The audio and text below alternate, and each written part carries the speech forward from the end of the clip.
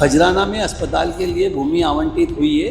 वो भूमि आवंटन के पश्चात हमको कब्जा मिलना है। जैसे ही कब्जा मिलेगा वैसे ही उसका निर्माण प्रारंभ होगा। 40-50 डॉक्टरों की वहाँ पे पोस्टिंग कर दी जाती है। हॉस्पिटल है ही नहीं, बिल्डिंग है ही नहीं, जगह कितनी। बीजेपी के भ्रष्टाचार की परिभाषा को सत्यापित कर रहा है। क्या आपने कभी ऐसा अस्पताल देखा है जो सिर्फ सरकारी फाइलों में मौजूद हो, जहां डॉक्टर तैनात हो, नर्सों की पोस्टिंग हो, लैब टेक्नीशियन का ट्रांसफर भी हो जाए, लेकिन अस्पताल की ना जमीन हो, ना बिल्डिंग हो, ना वार्ड हो, ना बेड हो और ना ही एक भी मरीज हो? सुनने में यह किसी फिल्म की कहानी लग सकती है, लेकिन ऐसा मामला निकल करके सामने आया है। और कहां से आया है? मध्य प्रदेश के इंदौर से आया है। अब सवाल इस पूरे मामले पर उठ रहा है कि आखिर बिना अस्पताल के 6 साल से सरकारी नियुक्तियां और तबादले किस आधार पर हो रहे थे? क्या यह सिर्फ प्रशासनिक लापरवाही है या फिर इसके पीछे कोई बड़ा खेल छिपा है? आइए पूरी खबर को विस्तार से समझते हैं। नमस्कार, द हिंदी टॉप देख रहे हैं आप और मैं हूं आपके साथ जानिसार खान। दरअसल मध्य प्रदेश के इंदौर के खजराना सिविल अस्पताल का मामला इन दिनों सुर्खियों में है। बता दें कि यह अस्पताल 23 जून 2020 को मध्य प्रदेश सरकार द्वारा मंजूर किया गया था।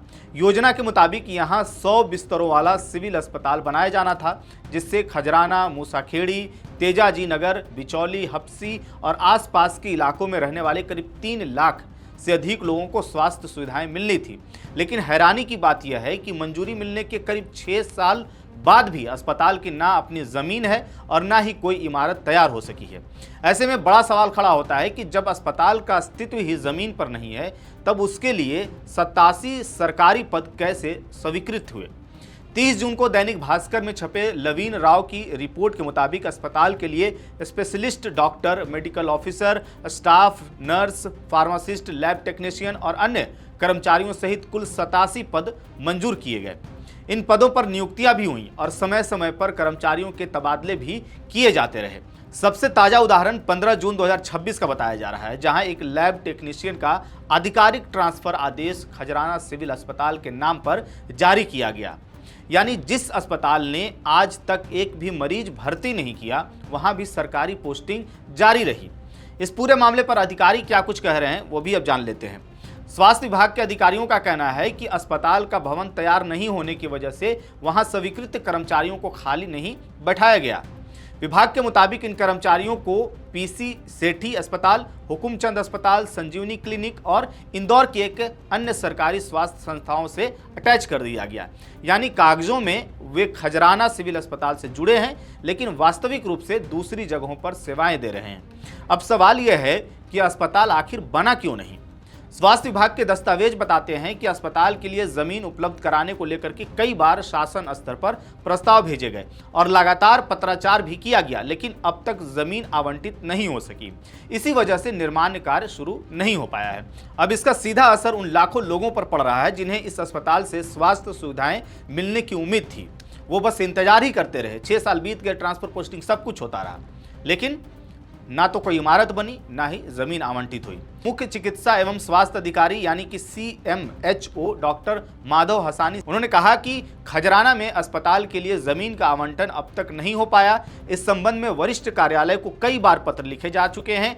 उन्होंने यह भी स्पष्ट किया कि अस्पताल के लिए स्वीकृत स्टाफ को फिलहाल अन्य अस्पतालों और स्वास्थ्य केंद्रों में पदस्थ किया गया है, ताकि उनकी सेवाओं का उपयोग होता रहे। देखिए, चिकित्सकों के बारे में तो मैं बताने की स्थिति में नहीं हूँ। निश्चित तौर पे कुछ स्टाफ की पदस्थापना हुई है जो अन्य जिलों से स्थानांतरित होकर आया है, और वो सभी स्टाफ का हम उपयोग जो अभी नवीन हमारे जो 65 के करीब नवीन संजीवनी क्लिनिक और 20 के करीब हमारे जो पुराने अस्पताल चल रहे थे, इन सभी में हम इनका उपयोग कर रहे हैं। 85 मुख्यमंत्री संजीवनी क्लिनिक इंदौर शहर में अभी चलायमान है। लगभग हर वार्ड में एक संजीवनी क्लिनिक उपलब्ध है, तो वहाँ पे इस स्टाफ का हम लोग उपयोग कर रहे हैं। और जब भी खजराना अस्पताल पूरी तरह से फंक्शनल होगा, ये स्टाफ पूरा वहाँ चला जाएगा। खजराना में अस्पताल के लिए भूमि आवंटित हुई है। वो भूमि आवंटन के पश्चात हमको कब्जा मिलना है। जैसे ही कब्जा मिलेगा वैसे ही उसका निर्माण प्रारंभ होगा। वहीं इस मामले पर राज्य सरकार का भी पक्ष सामने आया है। उप मुख्यमंत्री और स्वास्थ्य मंत्री राजेंद्र शुक्ल ने मीडिया से बातचीत में कहा कि इस परियोजना का मूल प्रस्ताव समय के साथ बदला था। उनके अनुसार पहले यहाँ एक अर्बन प्राइमरी हेल्थ सेंटर प्रस्तावित था, जिसे बाद में 50 बेड वाले सिविल अस्पताल में अपग्रेड किया गया, लेकिन उपयुक्त सरकारी जमीन उपलब्ध नहीं होने के कारण निर्माण शुरू नहीं हो सका।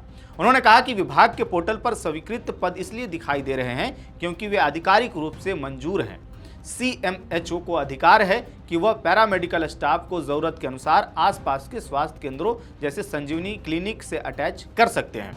उन्होंने यह भी कहा कि सरकार अभी भी अस्पताल के लिए उपयुक्त जमीन की तलाश कर रही है और कर्मचारियों को इंदौर में अन्य रिक्त पदों पर समायोजित किया गया है। अब सरकार के इस पक्ष से विपक्ष संतुष्ट नहीं है।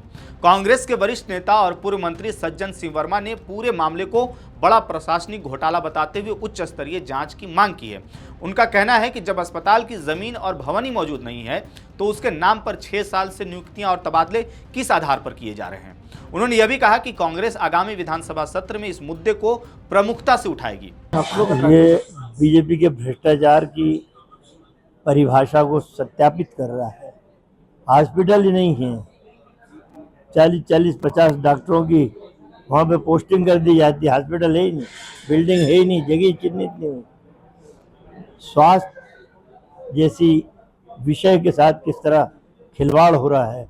वहाँ पे कम से कम 3 से 4 लाख लोग, यदि वो हॉस्पिटल होता, डॉक्टर की पोस्टिंग होती तो 4 लाख लोगों को फायदा होता। हॉस्पिटल नहीं, बिल्डिंग नहीं और पोस्टिंग हो रही है।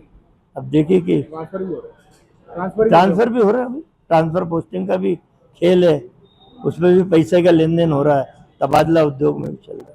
वहीं अब इस पूरे मामले पर जो सबसे बड़ा सवाल है वो अब भी कायम है कि अगर अस्पताल 6 साल से सिर्फ कागजों में मौजूद है तो क्या इतनी लंबी देरी सिर्फ जमीन ना मिलने की वजह से हुई?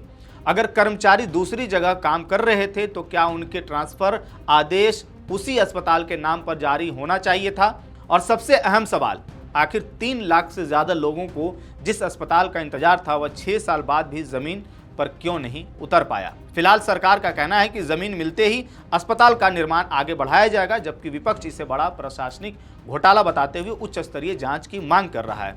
अब देखना होगा कि इस पूरे मामले में सरकार कोई ठोस कार्रवाई करती है या फिर यह अस्पताल आगे भी सिर्फ सरकारी फाइलों में ही चलता रहेगा। इस पूरी खबर पर आपकी क्या राय है, आप क्या सोचते हैं, अपनी राय कमेंट बॉक्स में हमें जरूर बताइएगा। मेरा नाम है जानिसार खान, आप देख रहे हैं द हिंदी टॉप। वीडियो अच्छी लगे तो चैनल को सब्सक्राइब कीजिएगा और हमें इंस्टा, फेसबुक और एक्स पर भी फॉलो कीजिएगा।